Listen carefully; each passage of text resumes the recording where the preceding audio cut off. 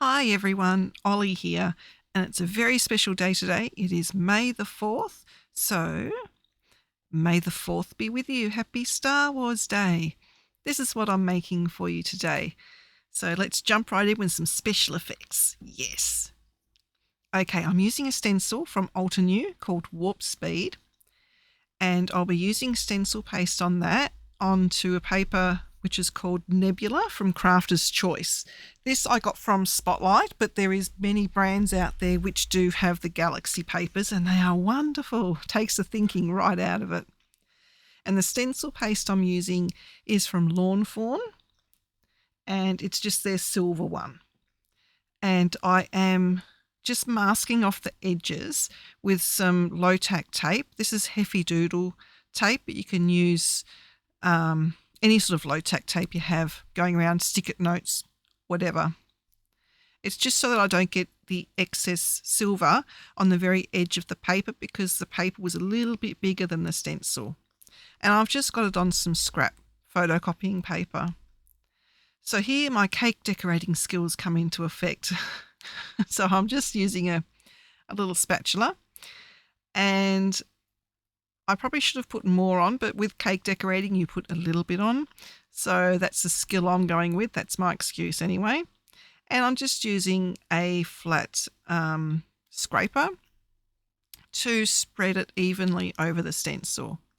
And I just need to add a little bit more, and then I will scrape it a couple of times so that the paste is an even layer across the whole paper. And then we just have to leave that to dry. It didn't take very long. I think it only took about an hour. So I did all my colouring in while the paper was drying. Make sure you pop all the excess back in the pot, close the pot as soon as you can, and wash the stencil and your utensils in warm water straight away. Because once that stuff sticks, it's really hard to get off. Trust me. Now, let's have the big reveal. I wasn't expecting this to turn out as good as it did. I was secretly very impressed with myself and the stencil. Here we go. Ta-da! I love it. What do you think? I really love it. So I've already coloured my Star Wars characters in. I've written all the colours down here for you, and I'll pop them in the description box as well. Did you notice C-3PO? He has his half silver leg from episode 4. You've got to remember little details like that. And they were quite easy to colour in, I must say. It was mainly trying to get the gold look on C-3PO and, of course, the silver look on R2-D2. The stamps are from Kindred Stamps, and it is Galactic Fighters and Galactic Descendants. Now, unfortunately, Kindred don't really post to Australia anymore, and we've lost our only Australian stockist. They won't supply to Dawn anymore. So it's a bit hit and miss if you can get them delivered to you or not. There are other companies like Sassy Club that do similar kinds of things, though. So I'm just going to use silver embossing powder on the actual sentiment, just on the same black cardstock that I'll be using for the base card, which is just from Kaisercraft, the 12 by 12 black.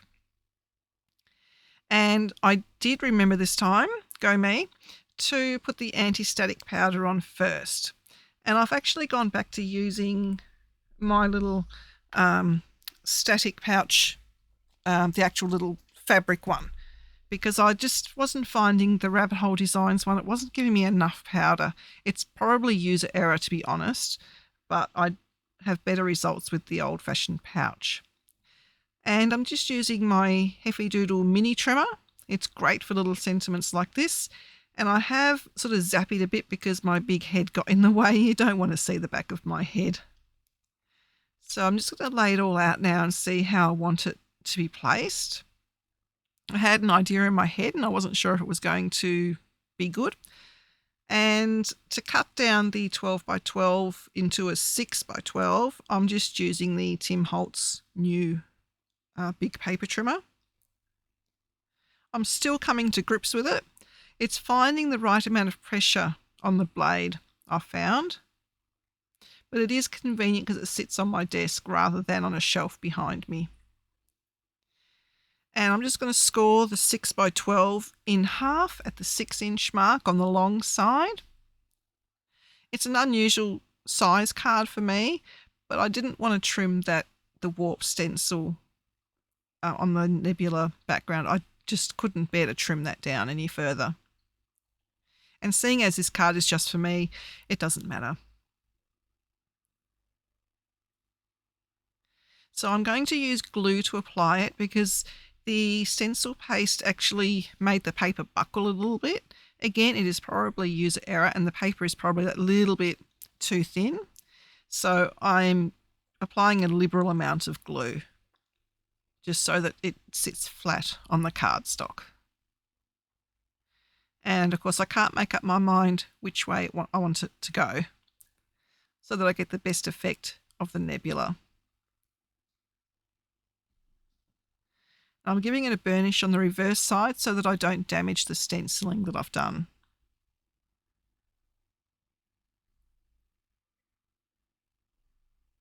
And I use the Barely Art glue again.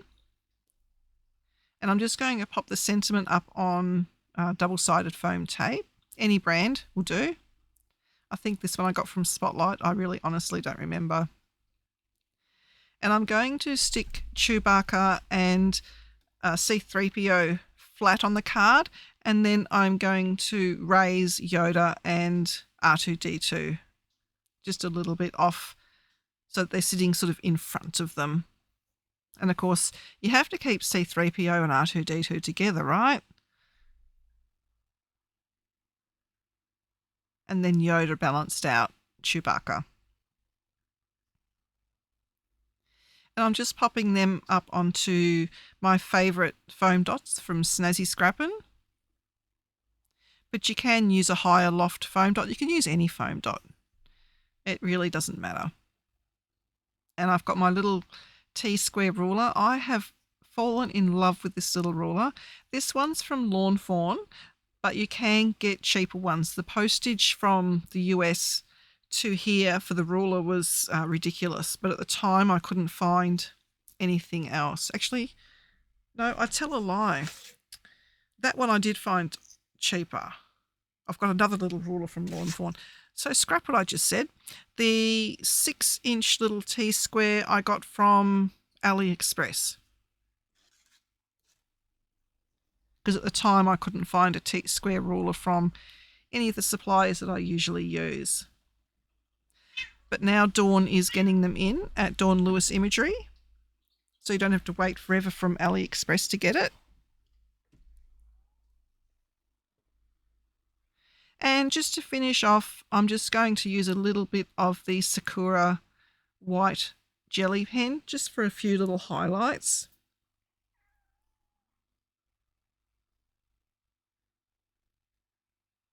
And that's the extent of the bling I'm doing. I'm not doing any more to it. I think it just speaks for itself. And I really love how this card turned out.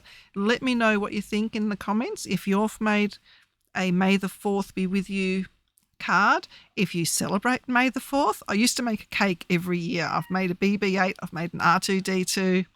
This year I'm working too much and can't do that, so the card will have to suffice. There you go. Please like and subscribe and share. And I'll see you next time. Thanks. Bye.